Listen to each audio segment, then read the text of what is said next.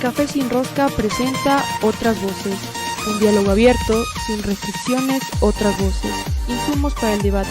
Bienvenidos. Continuamos en Café sin Rosca y damos la bienvenida. Está con nosotros el doctor Washington Andrade, con quien vamos a conversar sobre la audiencia que se dio ayer sobre el caso 30S, especialmente por eh, el rescate del señor presidente de la República, ¿no? Donde se tenía previsto sancionar, decía el caso, a los posibles asesinos de Froilán Jiménez.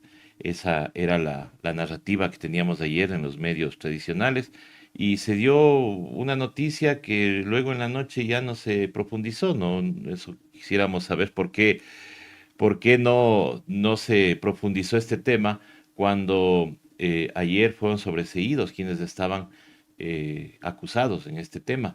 Y aquí justamente vamos a conversar con el doctor, dándole los buenos días. Bueno, ¿qué sucedió en la audiencia, doctor? ¿O qué se pudo probar o qué no pudo probar la fiscalía? Muy buenos Buenos días. días, César. Bueno, sí, efectivamente, este caso, digamos que es uno de los más emblemáticos de todos los casos que se dieron con ocasión del 30S, ¿no?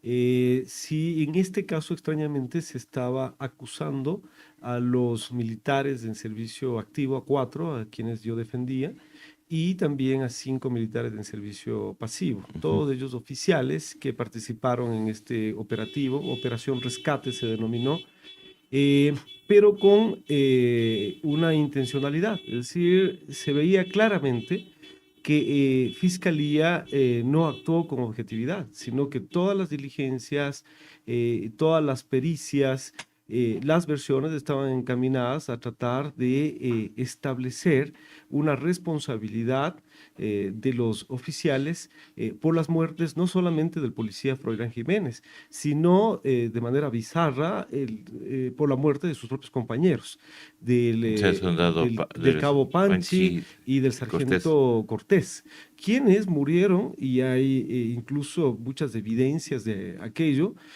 por balas disparadas por policías. Incluso en el caso del cabo Panchi, él muere con un ataque de un grupo de policías sublevados a una furgoneta donde se trasladaba personal de inteligencia y él era el conductor y le disparan a quemarropa. Es decir, a pesar de aquello, Fiscalía pretendió y estaba acusando a los oficiales de ser los autores materiales del delito de asesinato de sus propios compañeros. Entonces, esto es un contrasentido, pero viene cargado de una intencionalidad, de establecer esta narrativa de que el 30S fue una farsa, de que no existió, y como se decía, es decir, la teoría del tongo, que fue un tongo, y que las Fuerzas Armadas colaboraron en ese entonces con el expresidente Rafael Correa para posicionarlo políticamente, ¿no es cierto?, con un supuesto intento de golpe de O sea, Estado. eso se trató de posicionar no como una investigación para determinar quiénes eran los asesinos de estas personas, sino le estaban poniendo un tinte político, o sea, Desde el más luego que sí, grave. desde luego que sí. Cuando yo asumí la defensa de los señores oficiales, encontré que incluso muchos colegas que participaban en la defensa tenían la teoría de que sus clientes eran inocentes y que el responsable era Rafael Correa. Algo Perdón. incongruente, salud, algo Gracias. incongruente, algo que no carente de lógica y de coherencia en una defensa. Es decir, es imposible defender la inocencia de alguien que participa activamente, es decir, que tiene las fuerzas, las armas, y al mismo tiempo sostener de que es inocente habiendo colaborado con un tongo. Si me explico, era Ujú. incoherente. Nuestra posición fue el buscar la verdad, el solicitar la desclasificación de la información en las Fuerzas Armadas, y esa posición creo que finalmente primó. Los defensores de los otros coprocesados tuvieron que cambiar también su posición. Muchos de ellos pedían la declaración o la versión de Rafael Correa durante años. Cuando este concurrió, ni siquiera aparecieron a preguntarle, es decir, todo lo que Realmente supuestamente tenían querían. que hacerlo, ¿no? Entonces, cosas como esto, de estos elementos se dieron en este largo proceso. Ahora, doctor, los oficiales, los militares cumplen órdenes. Y quien estaba al frente de ese operativo era el general González. El general González en su libro, él habla de que efectivamente había que rescatarle al presidente de la República. O sea, no creo que en ese libro se haya plasmado el guión del Tongo, como hubieran dicho, ¿no? Sino que ahí estaba la orden de que tenían que rescatarle al presidente de la República y él cumplió esa orden. Entonces la orden era rescatarle al presidente y eso es lo que se dio. Claro, la teoría del caso de fiscalía iba tan en ese sentido que cuando se dispone la reconstrucción de los hechos, se dispone la reconstrucción de los hechos desde Fuerzas Especiales en Latacunga, desde las 7 de la mañana. Es Ujú. decir, si nos ponemos a ver, a la hora que ocurrieron los hechos de las muertes lamentables de estas tres personas, esto fue en la noche. Ujú. Sin embargo, la reconstrucción de los hechos se dio desde las 7 de la mañana. Eso demostraba claramente que la teoría del caso de la fiscalía era de que desde las 7 de la mañana ya en Fuerzas Especiales hubiesen estado ya preparando toda esta actividad para hacer este show según esta teoría. Ventajosamente, toda esta reconstrucción de los hechos, que por cierto fue una de las de mayor envergadura, es decir, realizadas en el país a nivel de materia penal, creo que es de la más grande que se ha hecho. Participaron hasta helicópteros, vehículos e incluso como cerca de 600 hombres en esta reconstrucción de los hechos.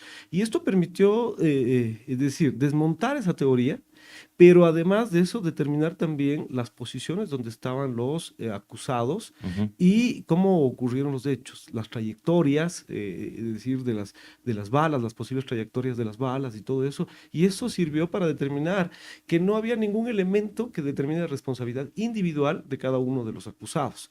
Por supuesto, y nosotros nos solidarizamos con las familiares de las víctimas porque ellos requieren la verdad y Ujú. requieren justicia. Pero el camino no es politizar los casos y tratar de perseguir o establecer una narrativa. El camino es seguir las líneas investigativas lógicas.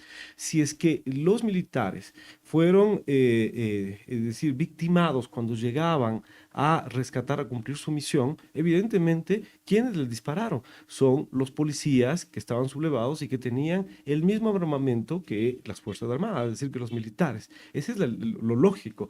Y adicionalmente, en el caso de Froilán Jiménez, si bien es cierto, cae y se dice que es por una munición de latón militar, este es un término también coloquial, es decir, técnicamente no hay latón Ujú. militar, es un término que se utiliza a nivel mundial para identificar porque son una munición que se normalmente utilizan las Fuerzas Armadas, pero las fuerzas del orden, porque nosotros logramos demostrar, y es algo que Fiscalía pretendía ocultar, es que meses antes de septiembre del 2010, la policía hizo una adquisición de 8.800 municiones calibre 5.56 que utilizan los mismos los fusiles tanto de la policía como del ejército. Es decir, no se han seguido líneas investigativas para determinar si Froilán Jiménez cae protegiendo, y todos los ecuatorianos lo vimos en vivo, lamentablemente, cae, pero por disparos que mientras se encontraba él cubriendo con su escudo y con su cuerpo el carro de la presidencia de la República, el carro Ujú. blindado,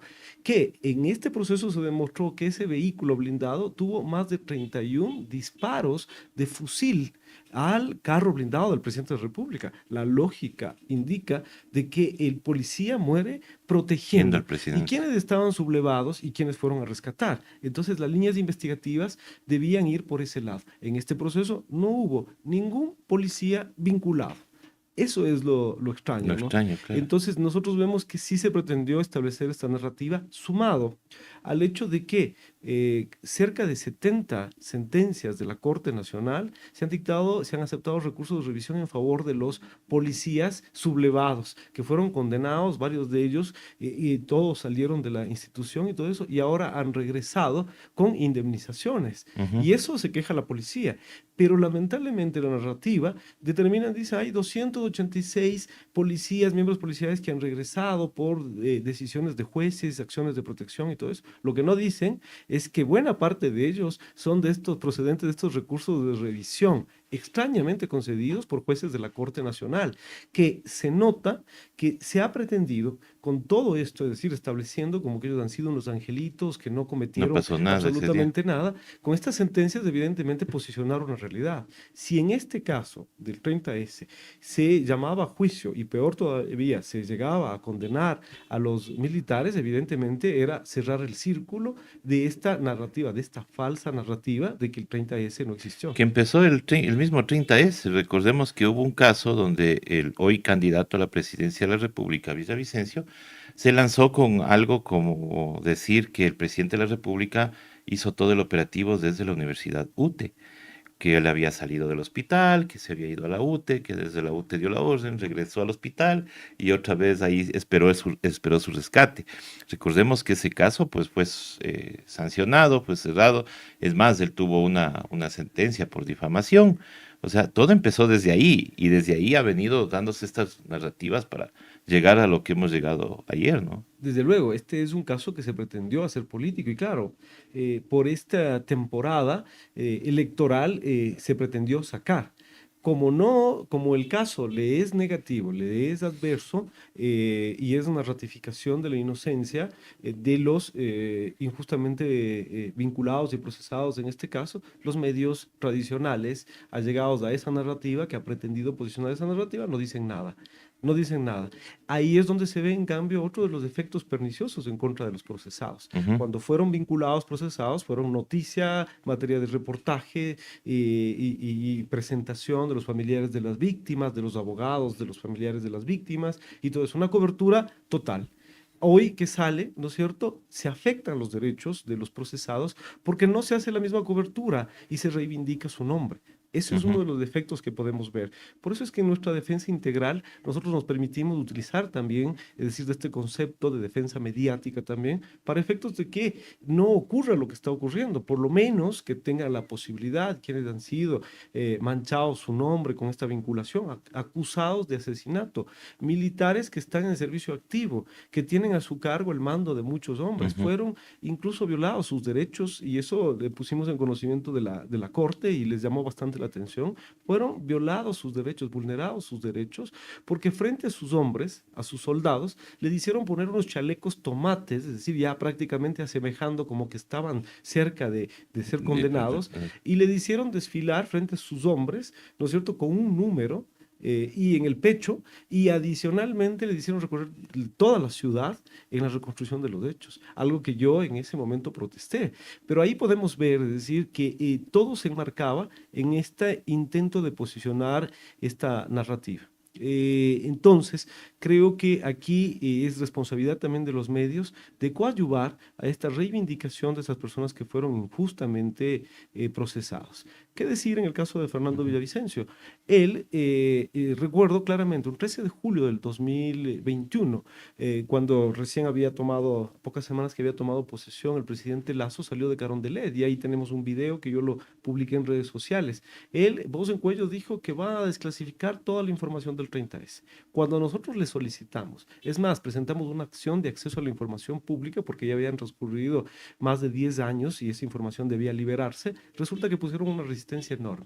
¿Por qué? Porque cuando revisaron esa información, se dieron cuenta que era confirmatoria de la legitimidad de la actuación de las Fuerzas Armadas y de la existencia del 30S. Entonces, evidentemente, no les No les convenía y no les convenía. conviene Ujú. desclasificar esa información porque corrobora la existencia del 30S que yo considero que ese fue un error del gobierno de Rafael Correa y en el hecho de qué, de no transparentar y desclasificar esa información. Claro, él ha manifestado en su versión, porque nosotros le preguntamos por qué no se desclasificó la información y dice que fue recomendación de los militares en ese tiempo para cuidar su seguridad, que a lo mejor sí se justificaba, pero el esconder esta información, el mantener reservada, ha servido para el posicionamiento, la ubicación, ¿no es cierto? Y el manejo político de muchos militares. Pero Correa Ascensos, ya no es presidente 6 años, podían haber desclasificado claro, tranquilamente. pero no les conviene. No les No, conviene. no les conviene desclasificar porque es confirmatoria. Entonces, en algún momento esta información clasificada sirvió para la ubicación, ¿no es cierto?, para llegar a altas posiciones en la cúpula militar y en otros momentos el no desclasificar ha servido también para que se mantengan en ciertas posiciones para efectos de mantener tenerla clasificada. Nosotros logramos demostrar que esta clasificación, esta reclasificación que se hizo de la información, es decir, no se cumplió el procedimiento. Por lo tanto, debe desclasificarse. Y ese es un derecho de las víctimas, no solamente de las víctimas, sino también de los procesados. Bueno, ya terminamos de este caso, pero eventualmente todavía queda tiempo como para que la Fiscalía, y así lo dice la Corte Provincial, que la Fiscalía inicie nuevamente investigaciones. Ya nuestros defendidos no podrán ser procesados porque se ha demostrado hasta la saciedad con pericias de balística de sus armas, de dotación, que no han tenido ninguna relación, su posicionamiento, su lugar de posición en esos hechos y todo eso, determinan su inocencia. Pero Fiscalía tiene la obligación, y eso le dice la Corte, la objetividad de iniciar las investigaciones para determinar los autores materiales, y también tiene que exigirse, porque el auto que fue ratificado, ahí la jueza dispuso que se inicie una investigación en contra de los funcionarios, es decir, estamos hablando del ministro de Defensa, incluso el último ministro de Defensa del gobierno de Lenin, en el que a pesar de que se le insistió que entregue la información, no entregó la información. Entonces es algo que tiene que seguirse. Nosotros estamos impulsando y no solamente hacemos la defensa, sino que como ciudadanos queremos que la verdad. Y nosotros hemos defendido a nuestros patrocinados con la verdad. Eso es lo que esperamos, ¿no? Eso es lo que tiene que conseguirse en el Ecuador para sentar precedentes. Eso es lo importante y que se haga justicia, ¿no? Y ayer se hizo justicia con estos oficiales que hoy ya quedan fuera de este caso y que no se pudo, pues, o no cayeron la justicia no cayó en esto de politizar un caso que ha pasado tanto tiempo y que obviamente todos queremos respuestas. Doctor, aprovechando su presencia, mire, hay otro caso que acá en el Ecuador se está politizando y se ha politizado muchísimo. Nos sorprende a nosotros que hoy se haga digamos que una cobertura sobre la supuesta reconstrucción de un producto, de un perito, que yo personalmente no sé cómo puedan existir peritos que acepten un contrato en donde no se pueda sacar, no se pueda grabar la información, no se pueda tener respaldos, porque usted sabe, estamos en medios tecnológicos, puede perder algo, una hoja, una investigación, alguna cosa, una declaración. O sea, no entiendo cómo se hizo eso. Bueno, por orden de la Corte Constitucional se pidió que se revele este tercer producto, se ha pagado para esta reconstrucción. Sin embargo, el tercer producto nos ha dejado debiendo porque, primero, que es algo que ya se está investigando. Segundo, todas son suposiciones. Y tercero, ¿qué validez tiene lo que dice el perito Mesa? Desde luego. Este es otro caso donde se puede establecer que se pretende también posicionar una narrativa. Es decir, tanto en el caso 30S se ha pretendido establecer esta narrativa y también, ¿no es cierto?, con efectos judiciales. ¿Para qué? Para poder llegar o plantear la posibilidad de un delito de lesa humanidad cometido por el presidente Correa. En este caso también es otro, es decir, se ve el mismo esquema. Aquí hay que diferenciar, si bien es cierto, no estoy patrocinando a nadie relacionado con el caso, sí he analizado bastante esto, me han consultado mi criterio al respecto y evidentemente hemos leído incluso la sentencia de la Corte Constitucional donde dispone en una acción de acceso a la información pública, donde dispone. ¿Qué es lo que dispone la Corte? Ahí está establecido claramente lo que dispone la Corte. Es decir, aquí vemos que en cambio incluso hay una transgresión, es decir, ir más allá de lo que la Corte dispone. Entonces hay que establecer lo siguiente, porque aquí prácticamente se ha dicho como que el perito se ha convertido en el máximo juez y el perito hubiese determinado y estaría en condiciones de determinar quién es el autor intelectual, quién es el responsable y todo eso. Y esto no es así. Entonces hay que determinar. Ya hubo un proceso penal donde se determinó la autoría material. Fueron incluso condenados y uno de ellos, ¿no es cierto?, trascendió ya hace años, si hacemos un poco de memoria, que había sido asesinado.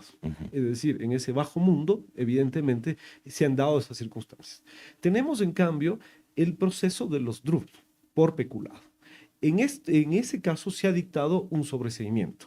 Es decir, este proceso de peculado, de supuesto peculado, de investigación por peculado, hubiese dado soporte a la teoría del perito, ¿no es cierto?, en el hecho de que el móvil que tenían los oficiales excomandantes de la Fuerza Aérea, a quienes se los está acusando y tildando con el dedo, violando sus derechos, su presunción de inocencia y públicamente indicándoles que ellos son los autores intelectuales prácticamente, hubiesen tenido motivo, pero si procesalmente se demuestra que hubiese el delito de peculado, pues.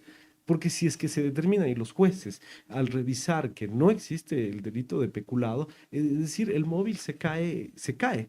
Sin embargo, aquí se ha hecho aparecer, y a veces la gente y la opinión pública está confundida, como que se estuviese siguiendo un proceso penal para determinar la responsabilidad de los autores intelectuales. Todavía no. De hecho, Fiscalía, hasta ayer vencía el plazo para que presenten, es decir, los avances, qué es lo que han hecho. Y Fiscalía ahí tiene un problema de tipo procesal, un obstáculo procesal. Tendría que iniciar un proceso porque hay que medir los tiempos también si es que no está, si es que no estaría prescrito, pero adicionalmente todavía no se abre un proceso. Entonces no se puede tildar con el dedo, manchar la honra de las personas como de excomandantes por el hecho de que entendemos nosotros el dolor de la señora, pero me parece a mí que la señora Ochoa se ha prestado para efectos de que esto se maneje políticamente. Ya vimos nosotros del show que se realizó presentando esas cajas, que no Las sabemos si 18 estuvieron, cajas. pero además de eso, se prestó para el show de que un candidato esté abrazándola, que estén básicamente, ¿quién? El secretario de Inteligencia, que es lo menos inteligente que tiene este gobierno, el señor Fausto Cobo, que estuvo ahí. Ya sabemos quién está atrás de todo esto. Entonces vemos que no se maneja y se juega con el derecho a la verdad, tal cual como lo digo en el caso 30S. Se juega con la verdad, se ocultan cosas. Entonces, definitivamente el perito, al haber actuado en la forma como ha actuado, evidencia primero que no ha sido lo suficientemente prolijo cuando hizo el informe y que debía conservar una copia. Ujú. Aquí la Corte lo que dispuso es que se presente la copia de ese informe que supuestamente no aparece. He visto que algún sector, incluso el mismo expresidente Correa, determina y ha publicado un documento en el cual dice, este sería el informe y que sí consta procesalmente. Sin embargo, se ha dicho que no. Y sale acá y salta esto de que se le paga un honorario exorbitante, un nuevo honorario exorbitante, que supera en cerca de 10 veces el honorario que cobró inicialmente por hacer, decir, el informe con estas tres tesis, ¿no? Ujú. Esto llama poderosamente la atención, porque el poderoso caballero don Dinero hace que se tuerzan voluntades. Y acá el perito determina, es decir, no presenta una copia, establece prácticamente una nueva hipótesis y en esta nueva hipótesis presenta elementos nuevos del 2021, es decir, pretendiendo decir que aparentemente el autor material estaría todavía vivo. Ujú. Es decir, realmente constituye un show. Creo que Fiscalía debe investigar, por supuesto que sí, se ha presentado un informe y debe investigar tanto la posibilidad de que se haya cometido peculado, en este caso, con la actuación de la comisión y del perito, y también tiene que investigar si efectivamente hay elementos suficientes como para abrir una investigación y el caso no está prescrito, por supuesto tiene que seguir. Pero tal como están las cosas, me parece que aquí lo que se ha pretendido es montar un show político para pretender dañar, afectar a algún sector político en beneficio de otro, ¿no? Y en plena campaña. Y en plena campaña, por supuesto. Doctor, aprovechando también su presencia y con un poquito de tiempo, ¿cómo está el tema de la denuncia a Fernando Villavicencio? ¿En qué estado está? A ver, hay que delimitar ahí. Estamos nosotros patrocinando tres, cuatro procesos aproximadamente. Bueno, no son procesos, están en la fase Investigación. preprocesal, Ajá. en investigación previa. Nosotros estamos patrocinando la denuncia por peculado y delincuencia organizada en contra del presidente de la República, Danilo Carrera, Luque Lecaro y otros, ¿no es cierto? Incluyendo la persona jurídica Amazonas Tankers. Y Ujú. esto es importante relevarlo, porque con una estrategia de ataque mediático de parte de algunos medios afines al gobierno y al sector de Fernando Villavicencio, se han sacado ciertos titulares escandalosos pretendiendo dañar a Mireia Pazmiño con el ánimo de desacreditarle en la denuncia que está, es decir, apuntando al presidente de la República. Entonces, se ha pretendido hacer eso.